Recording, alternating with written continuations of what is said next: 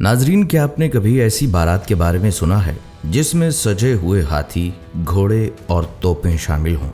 اور سب سے حیران کن بات، یہ شاہی بارات کسی محل میں نہیں بلکہ سیدھی لاہور کی ہیرا منڈی کے ایک کوٹھے پر جا کر رکی ہو۔ ایک ایسا نواب جس نے اپنی پوری ریاست، اپنا پورا شاہی خاندان، اپنا تخت، سب کچھ ایک طوائف کے قدموں میں رکھ دیا۔ کیا کوئی محبت میں اس حد تک جا سکتا ہے؟ آج میں آپ کو وہ سچی کہانی سناؤں گا جو تاریخ کے اوراق میں دب گئی، مگر جس نے بھی سنی وہ دنگ رہ گیا۔ یہ کوئی فلمی کہانی نہیں، یہ برِ صغیر کی ایک سچی اور کھری داستان ہے۔ یہ 20ویں صدی کی شروعات کا ذکر ہے۔ ان دنوں لاہور کی فضاؤں میں بس ایک ہی نام گونجتا تھا، اقبال بانو عرف بالی۔ بالی ہیرا منڈی کی وہ مشہور مغینہ تھی جس کی آواز اور حسن کے چرچے دور تک پھیلے ہوئے تھے۔ جب بالی محفل میں گاتی تھی تو سارا لاہور جھومتا تھا۔ دوسری طرف ان گلیوں سے بہت دور ریاست خیر پور کا ایک نوجوان نواب تھا، میر علی نواز تالپور۔ میر علی نواز ایک شاہی خاندان کا چشم و چراغ تھا جس کے ایک اشارے پر ہزاروں لوگ حاضر ہو جاتے تھے۔ بالی اور میر علی نواز دونوں کی دنیا ایک دوسرے سے بالکل مختلف تھی۔ ایک کا تعلق تخت و تاج سے تھا اور دوسری کا تعلق رات کی محفلوں سے۔ بات ہے 1915 کی۔ میر علی نواز اس وقت لندن میں پڑھائی کر رہے تھے۔ زندگی بڑے پرسکون انداز میں گزر رہی تھی، مگر اچانک خیر پور سے ایک خبر آئی۔ میر علی نواز کے والد شدید بیمار پڑ گئے۔ علی نواز کو فوراً واپس بلا لیا گیا۔ گھر پہنچتے ہی والد نے فوراً شادی کا حکم سنا دیا۔ اب نوابوں کی شادی کوئی عام بات تو ہوتی نہیں۔ ہندوستان کے کونے کونے سے بڑے بڑے مہاراجے اور انگریز افسران خیر پور پہنچنے لگے۔ جشن کا ایسا سما باندھا گیا کہ دیکھنے والے دیکھتے رہ گئے۔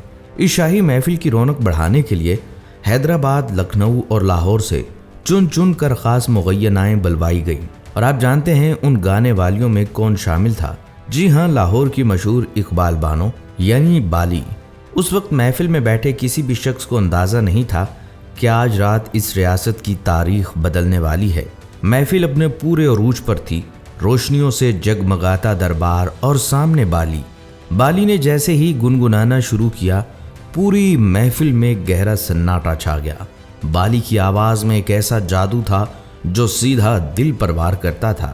میر علی نواز کی نظریں بالی پر جم گئی۔ بس اسی لمحے سے میر علی نواز اپنا دل بالی کو ہار بیٹھے۔ رات ڈھلی اور محفل ختم ہو گئی۔ مہمان چلے گئے۔ نوابوں کی روایات کے مطابق میر علی نواز سے پوچھا گیا کہ میر علی نواز کو منہ مانگا انعام کیا چاہیے؟ کیا میر علی نواز کوئی بڑی جاگیر مانگیں گے، ہیرے جواہرات مانگیں گے؟ لیکن میر علی نواز نے بھری محفل میں سیدھا بالی کا نام لے لیا۔ یہ نام سننا تھا کہ پورے تالپور خاندان میں کوہرام مچ گیا۔ تالپور خاندان، وہ اونچا خاندان جس کے خون میں آج تک کسی طوائف کا نام شامل نہیں ہوا۔ بڑے نواب نے غصے میں سختی سے انکار کر دیا۔ باپ اور بیٹے میں زبردست ٹکراؤ شروع ہو گیا۔ میر علی نواز نے بھی بغاوت کا اعلان کر دیا۔ میر علی نواز نے شرط رکھ دی کہ شادی ہوگی تو صرف بالی سے۔ کیا آپ یقین کریں گے کہ ایک ریاست کا وارث عشق میں کیا قدم اٹھاتا ہے؟ میر علی نواز نے اپنا شاندار محل، اپنا تخت اور پوری ریاست خیر پور کو ٹھوکر مار دی۔ میر علی نواز سیدھا لاہور پہنچے اور بالی کے کوٹھے کی سیڑھیوں پر جا بیٹھ گئے۔ ایک نواب محبت میں بالکل فقیر بن چکا ہے۔ میر علی نواز بالی کے کوٹھے پر بیٹھے تھے۔ بالی کی والدہ نے رشتے کے لیے ایک کڑی شرط رکھ دی۔ بالی کی والدہ نے کہا، بالی کا پورا خاندان خیر پور جائے گا اور خیر پور میں ہی رہے گا۔ میر علی نواز نے فوراً یہ شرط مان لی۔ میر علی نواز بالی کے پورے خاندان کو خیر پور لے آئے اور خاندان کو شیش محل میں ٹھہرا دیا۔ لیکن کیا تالپور خاندان بالی کے رشتے میں خوش تھا؟ بالکل نہیں۔ بڑے نواب اور خاندان والے اندر ہی اندر بالی کے خلاف ایک سازش تیار کر رہے تھے۔ ایک رات شیش محل میں محفل سجی تھی۔ میر علی نواز نشے میں دھت تھے۔ میر علی نواز سونے کے لیے کمرے میں گئے۔ تالپور خاندان والوں نے سازش کے تحت ایک اور طوائف کو میر علی نواز کے کمرے میں بھیج دیا اور یہ خبر بالی تک پہنچا دی گئی۔ صبح ہوئی، بالی نے یہ سب دیکھا۔ ذرا سوچیں بالی پر کیا گزری ہوگی۔ بالی کا دل بری طرح ٹوٹ گیا۔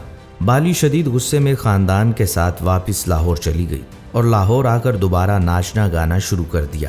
میر علی نواز نے بے شمار معافیاں مانگی، لاہور کے چکر کاٹے، لیکن بالی نے میر علی نواز کی ایک نہ سنی۔ मोहब्बत का ये खूबसूरत रिश्ता अब बिखर रहा था। बाली के जाने के बाद मीर अली नवाज की हालत अजीब हो गई। मीर अली नवाज बिल्कुल दीवाना हो गया। एक वक्त था जब मीर अली नवाज खैरपुर के तख्त पर बैठता था। अब मीर अली नवाज सड़कों पर फकीरों की तरह धक्के खा रहा था। मीर अली नवाज के बाल बिखरे हुए थे और कपड़े फटे हुए थे। मीर अली नवाज गली गली कूचे कूचे बाली को ढूंढता फिरता था। एक रात लाहौर में किसी की शादी थी। बाली उस शादी में गाने के लिए गई। मीर अली नवाज भी उस शादी में पहुंच गया। मीर अली नवाज की इतनी हालत खराब थी कि लोगों ने मीर अली नवाज को कोई आम भिखारी समझ लिया। लोगों ने मीर अली नवाज को धक्के दिए। मेहमानों ने मीर अली नवाज को मारना शुरू कर दिया। महफिल में शोर मच गया। लेकिन फिर अचानक एक अजीब मामला हुआ। क्या आप जानना चाहते हैं कि वहाँ क्या हुआ? मीर अली नवाज को जब मार पड़ रही थी तो मीर अली नवाज ने वहाँ दर्द भरी आवाज में गाना शुरू कर दिया। मीर अली की आवाज में इतना गहरा दुख था कि मारने वालों के हाथ हवा में रुक गए। पूरी महफिल में गहरा सन्नाटा छा गया। बाली ने मीर अली नवाज की तड़पती हुई आवाज सुनी। बाली ने मीर अली नवाज को फौरन पहचान लिया और वो तेज कदमों से भागती मीर अली नवाज के पास आई। बाली ने हजूम को पीछे हटाया और मीर अली नवाज के पास जमीन पर बैठ गई और बाली ज़ारो कतार रोने लगी। बाली के आंसू मीर अली नवाज के जख्मों पर गिर रहे थे। ये दर्दनाक मंजर देखकर महफिल में मौजूद हर शख्स की आंख नम हो गई। बाली मीर अली नवाज की सच्ची तड़प देखकर हार गई। अब वो शादी के लिए मान गई। लेकिन क्या कहानी यहाँ सीधी हो गई? बिल्कुल नहीं। बाली की वालदा ने मीर अली नवाज के सामने एक नामुमकिन शर्त रख दी। बाली की वालदा ने कहा, मीर अली नवाज बारात लेकर सीधा लाहौर की हीरा मंडी आएंगे।